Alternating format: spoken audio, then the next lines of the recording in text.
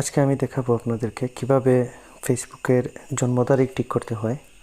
আপনাদের মধ্যে যারা জন্ম তারিখ ঠিক নেই ফেসবুকে অথবা ঠিক করতে চাচ্ছেন বা চেঞ্জ করতে যাচ্ছেন, তাদের জন্য আজকের এই ভিডিওটা। অনেক সময় দেখা যায় যে ফেসবুক ভেরিফিকেশন চায়। তো ভেরিফিকেশন যখন চায় তখন আপনাকে আপনার অরিজিনাল ভোটার আইডি কার্ডটা দিতে হয়। তো ভোটার আইডি কার্ডের জন্ম তারিখের সাথে আপনার ফেসবুকের দেওয়া জন্ম তারিখ ওরা ম্যাচ করে দেখে। যদি দেখা যায় যে দুইটা ঠিক আছে, মিল আছে, তাহলে আপনার আইডিটা ভেরিফাইড হয়ে যায়।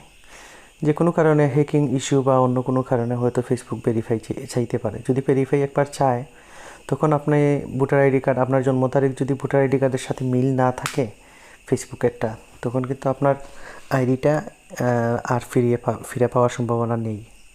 তাই আগ থেকেই আপনারা ফেসবুকের যে জন্ম তারিখ আছে আপনারা চেঞ্জ করে রাখবেন, সঠিকটা দিয়ে রাখবেন। অথবা অনেক সময় দেখা যায় যে ফেসবুকের জন্ম তারিখ অনেকেই চেঞ্জ করতে চান বিভিন্ন কারণে।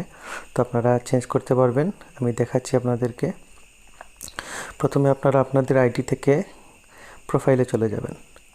প্রোফাইলে যাওয়ার পর আপনি এখানে যে কোনো একটা অপশনে ক্লিক করবেন। আপনি যেগুলা দিয়ে দিচ্ছেন, এইখান থেকে আপনারা যাবেন নিচের দিকে। দেখেন এইখানে আছে দেওয়া বেসিক ইনফো। বেসিক ইনফোতে আছে আপনার মেল আর বার্থডে। তো এখান থেকে আপনারা চেঞ্জ করতে পারবেন। দেখেন এখানে বার্থডে লেখা আছে। বার্থডে থেকে আপনারা আপনাদের জন্ম তারিখটা চেঞ্জ করে নিতে পারবেন। যেমন দিন আপনারা ইচ্ছা মতো দিতে পারবেন।